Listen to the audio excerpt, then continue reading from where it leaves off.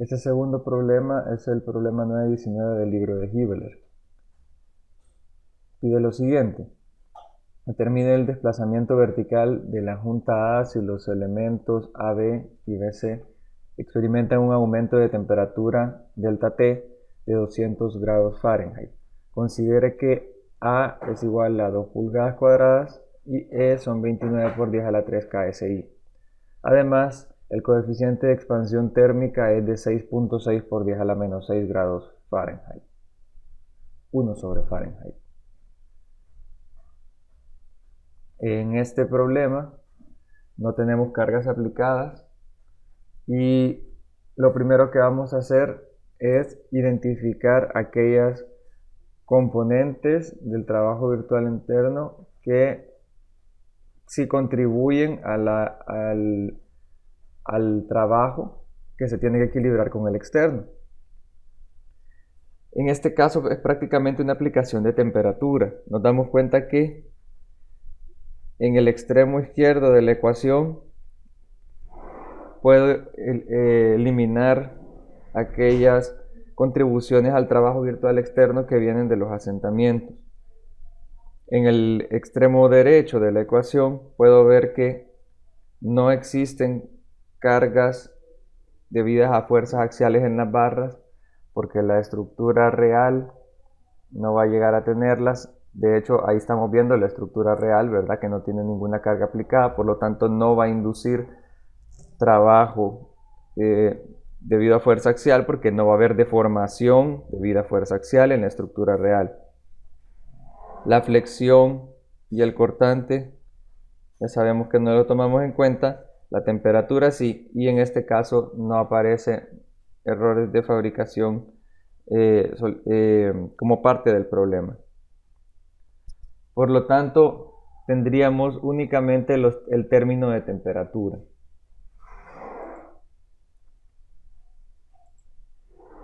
Así que vamos a seguir los pasos uno a uno. El paso número 1 es establecer una estructura que represente el sistema virtual. Se han fijado que siempre en el problema anterior, que tenía dos aplicaciones, se coloca el sistema virtual y el sistema real. En este caso voy a ponerlos de una sola vez a la par y ahí mismo voy a escribir la solución para esos sistemas.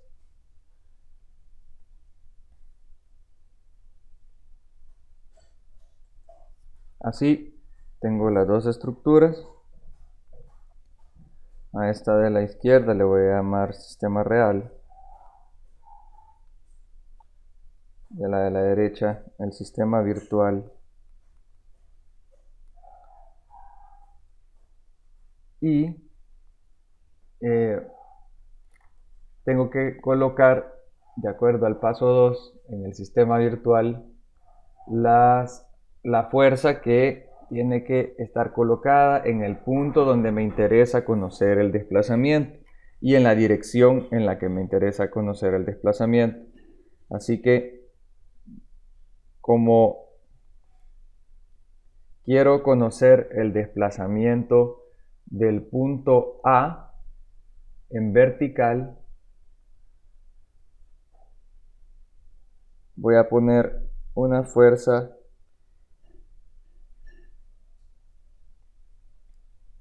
virtual.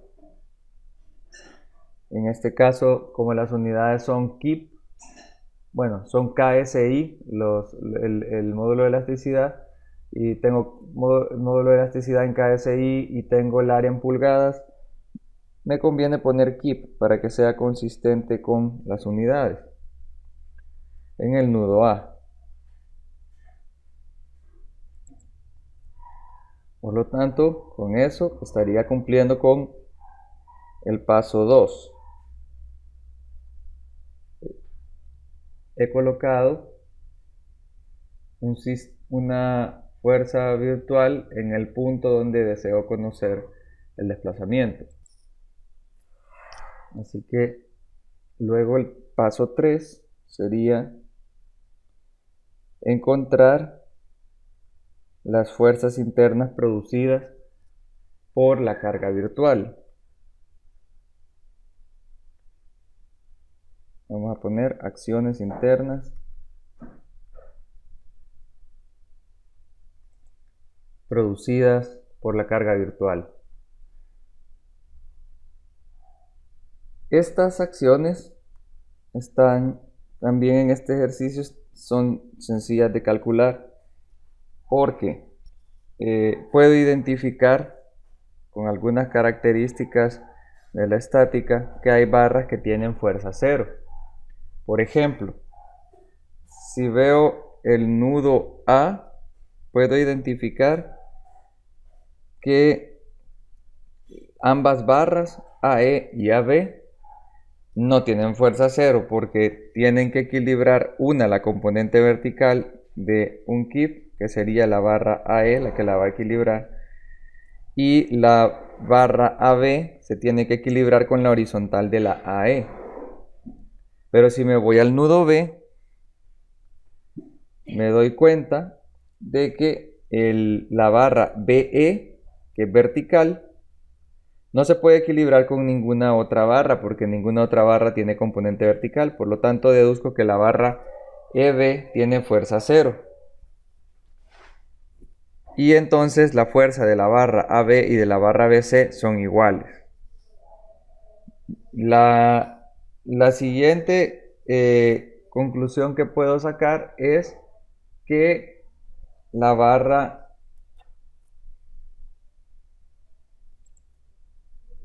he dibujado mal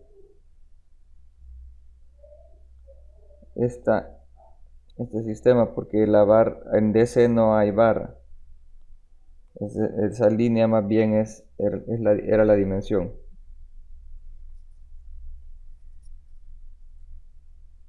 De tal manera que puedo ver que en C, ya que la barra BC es horizontal y la barra CE tiene una componente vertical, entonces la barra BC no aporta componente vertical, la barra EC sí aporta componente vertical, pero si me regreso al nudo E, me doy cuenta de que la barra ED y AE tienen que tener igual magnitud porque están exactamente continuas en el mismo ángulo. Y la fuerza del elemento EC tiene que ser cero porque estos cumplen con una condición que es una condición estática de carga especial, en la que si tengo dos elementos alineados, en este caso el elemento AE y ED, mientras una carga está alineada al tercer elemento, incluso si esa carga es fuerza cero, entonces las fuerzas en los elementos alineados tienen que ser iguales y opuestas. En este caso AE y ED tienen que estar alineadas y ser opuestas porque el tercer elemento es el EC. El EC, que lo que tiene de carga es 0. ¿Por qué tiene 0? Bueno, porque en realidad mi junta que estoy analizando, como ya determiné que el elemento EB tiene fuerza 0, lo que tengo es solamente estos tres. Si tengo estos tres, este y este están alineados y este está igualado a nada, ¿verdad? A fuerza 0, entonces este y este tienen que ser iguales y este tiene que valer 0. De esa manera deduzco que S tiene fuerza 0. Y entonces de esa manera también deduzco que la reacción vertical en C vale 0, porque la única barra que le lleva fuerza es la barra BC, que es horizontal. En adelante será sencillo determinar las demás porque si hago sumatorias de fuerzas y de momentos externas, puedo encontrar las demás reacciones, que las voy a colocar aquí porque es un proceso bien mecánico. Así que puedo seleccionar cualquiera de los puntos para hacer sumatorias de fuerzas y momentos externos y encontrar las reacciones. Y luego encontrar las fuerzas internas únicamente como las proyecciones correspondientes de cada uno de los sistemas que se forman en los nodos. Por ejemplo, la suma vectorial de 2 y 1, ¿verdad? Me va a dar la fuerza de esta barra, que va a ser, en este caso, 2 al cuadrado más 1 al cuadrado, va a ser la raíz de 5. Y como tiene que ir opuesta al sentido de la resultante de esta, que iría para acá, tiene que ir hacia acá, en el nudo, entonces estos son 5 en tensión. Y voy a hacer una cosa, no le voy a, para hacer esto un poco más práctico, le voy a poner a las tensiones el signo más. Dije que este también tiene que ser igual, ¿verdad? Por el análisis del nudo E. Entonces es 5 positivo. Y analizando el nudo A, encuentro que llego al mismo caso, ¿verdad? Aquí tengo raíz de 5, 1, por lo tanto la horizontal tiene que ser 2. Y tiene que ser 2 en la dirección opuesta al raíz de 5. Entonces, esos dos van en compresión. Ya que la barra BC tiene la misma fuerza que la barra AB, entonces, y tiene que ir opuesta, entonces también son 2 en compresión. Y ahí he cumplido con el paso 3. Tengo resuelta la armadura virtual. El siguiente paso es encontrar las fuerzas en la armadura del sistema real. Sin embargo, si vemos el sistema real, nos damos cuenta que no hay fuerzas internas en ese sistema real porque no hay fuerzas aplicadas y el sistema es estáticamente determinado. Recordemos que había una nota que decía: un sistema que está estáticamente determinado y que está sometido a cambios de temperatura no experimenta incremento en los esfuerzos internos, cambios en los esfuerzos internos. Este elemento es estáticamente determinado, como se puede ver, y por lo tanto el incremento en la temperatura no debe causar incremento en los esfuerzos internos. Y podemos ver que en la estructura real no hay fuerzas externas aplicadas, por lo tanto no hay ningún agente que pueda causar que aparezcan fuerzas de barra en el sistema real. Entonces vamos a poner aquí acciones internas en el sistema real.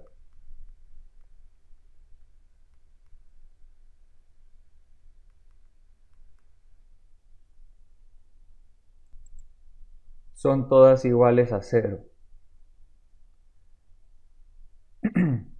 Por lo tanto, aquí ya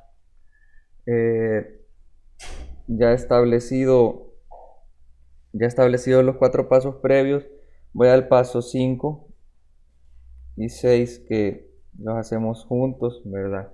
Porque uno es encontrar las deformaciones reales, que sería el paso 5, y el paso 6 encontrar encontrar la sumatoria de los trabajos internos y externos realizados y despejar la ecuación. Así que en este caso, ¿verdad? Vamos a hacer una tabla, no lo vamos a hacer ecuación por ecuación, para para ver que a medida que van incrementando las barras, resulta más práctico hacer una tablita para llevar el orden con los correspondientes signos. Así que recordemos lo siguiente previo a hacer la tabla, ¿verdad? Las deformaciones que produce un incremento de temperatura, esto es mecánica de materiales, un delta T positivo, es decir, un incremento, implica que la barra se va a estirar o expandir.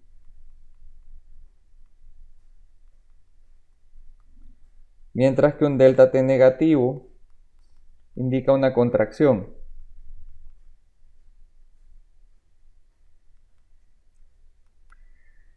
Recordemos que el trabajo tiene su signo puesto de acuerdo a la dirección en la que corre la fuerza con la deformación. Es decir, si una barra se estira, digamos que esto es, pongámoslo como deformación, si una barra se estira, al tiempo que experimenta una fuerza de tensión, o que más bien que una fuerza de tensión corre a lo largo de ella, entonces, como ambas van en el mismo sentido, el trabajo que se genera es positivo. Es decir, si la temperatura está sufriendo un incremento y la barra está en tensión, entonces el trabajo es positivo. Si la barra experimenta un cambio de temperatura que es alargamiento, otra vez, pero la barra a través de la barra corre una fuerza de compresión, entonces los sentidos son opuestos y por lo tanto el trabajo interno realizado, ¿verdad? El trabajo interno realizado es negativo. Perdón, que aquí puse esto. Es positivo. Es decir, en este caso, el delta T podría ser un delta T positivo siempre, es decir, que la barra se estire por temperatura, pero que esté sometida a compresión, y como están en sentidos opuestos, entonces positivo, negativo. ¿Cómo resolvemos esto? Bueno, como hemos dicho que las deformaciones positivas son alargamientos, las deformaciones negativas son acortamientos y coinciden con las fuerzas de tensión y compresión en cuanto al signo. Entonces con las fuerzas, si tenemos tensión y alargamiento, entonces el trabajo que se realiza es positivo, porque la fuerza corre a lo largo de la barra en el mismo sentido que la deformación. Cuando tenemos temperatura es similar. Los cambios de temperatura positivos expanden la barra, los cambios de temperatura negativos la contraen. Si tengo una barra sometida a un cambio de temperatura positivo, ¿verdad? Quiere decir que se está expandiendo, quiere decir que se está alargando. Y quiero saber el trabajo realizado sobre esa misma barra por una fuerza de compresión, pues la fuerza de compresión tiene signo negativo y la expansión tiene signo positivo, y por lo tanto el trabajo realizado por la fuerza de compresión sobre la barra es trabajo negativo. Recuerden que esto es trabajo y energía, ¿verdad? Aquí se trata de que la fuerza corra sobre la barra o sobre el elemento deseado en la misma dirección que el desplazamiento. En este caso, el desplazamiento que estoy tomando es el desplazamiento interno de las partículas de la barra. Entonces, si la fuerza corre en la misma dirección de ese desplazamiento interno, que es lo mismo que la deformación en este caso, entonces el trabajo es positivo, y si corre en el sentido opuesto es negativo. Hecha esta aclaración, podemos pasar a hacer una tabla donde resumimos los pasos de la ecuación que vamos a utilizar. Sí, sería una tabla que tiene que contener la N, que es la fuerza virtual interna en las barras, los cambios de temperatura y ya la multiplicación de los cambios de temperatura por el coeficiente de expansión por la L, que serían ya la deformación.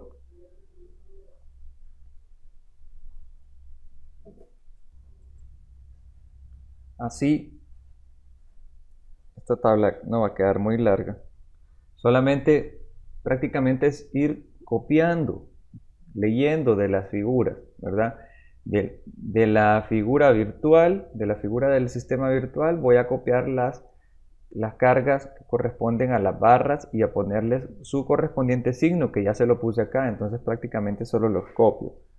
Menos 2 kip para la barra AB, menos 2 kip para la barra BC, que es igual, raíz de 5 kip positivo para la barra AE, que está en tensión, para la barra EC es 0, para la barra ED es raíz de 5, y si se fijan, pues puedo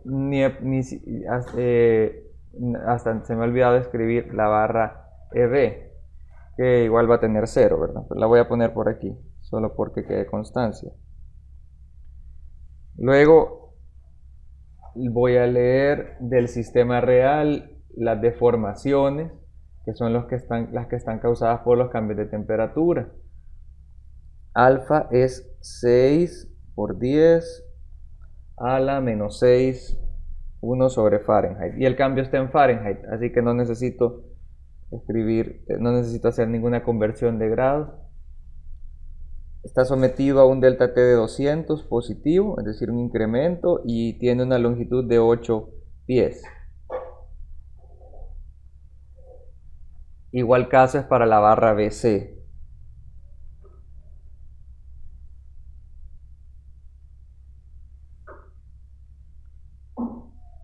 Del sistema real no hay nada más que pueda sacar, así que todos estos campos quedan vacíos.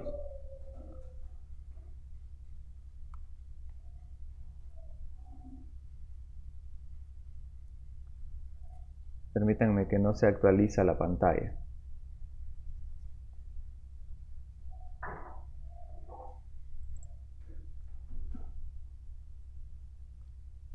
Y pues ya por último solamente hago la multiplicación de la primera columna por la segunda columna, ¿verdad? Menos 2 por esta cantidad, menos 2 por esta cantidad, y todos estos van a valer 0 porque no hay deformación en la estructura real.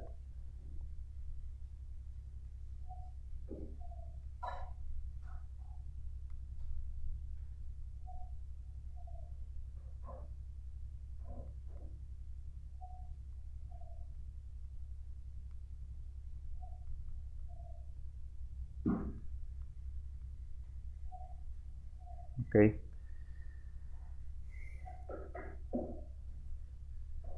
Con esto tengo completo el cálculo y solo me queda sumar.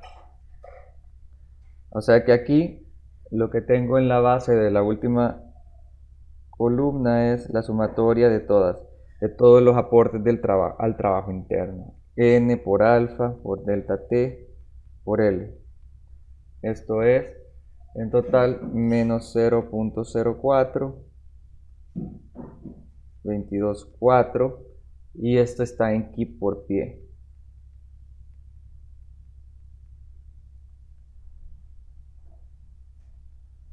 Ahora sí, voy a aplicar la ecuación, ya que tengo el término de la derecha y el término de la izquierda es 1 por delta.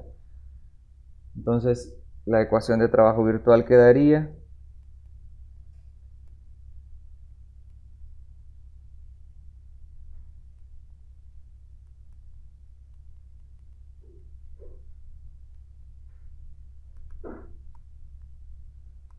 1 por delta A.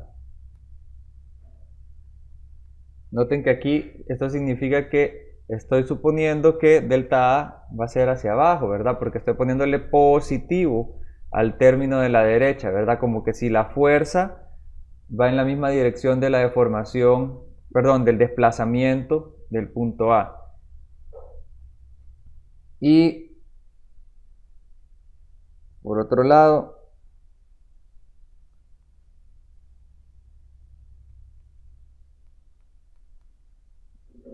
igualo la cantidad que yo obtuve menos 0.0.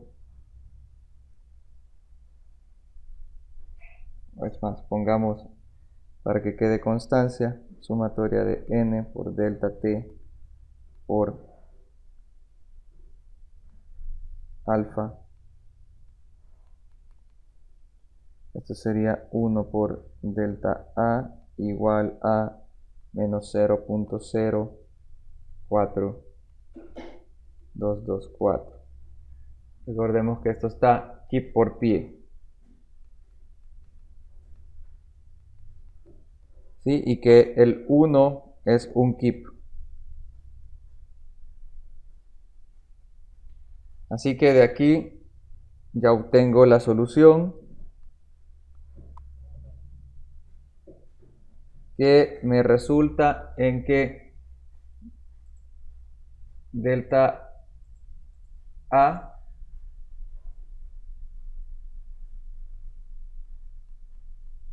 es igual a menos 0.04224 kip por pie entre un kip,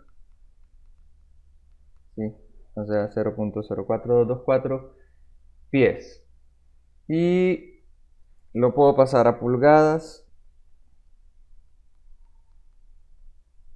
multiplicando por 12, menos 0.507 pulgadas. Como me dio negativo, el signo implica que la fuerza virtual, como la coloqué, realizaría un trabajo negativo. Es decir, la fuerza virtual de un kip que supuse que en el punto A hacia abajo realiza trabajo negativo sobre el punto A. Quiere decir que el punto A se desplaza hacia arriba en realidad, ¿verdad? Entonces el punto A tiene un desplazamiento de 0.507 pulgadas hacia arriba. Y esta es la solución. Con esto terminaríamos este problema de aplicación de temperatura.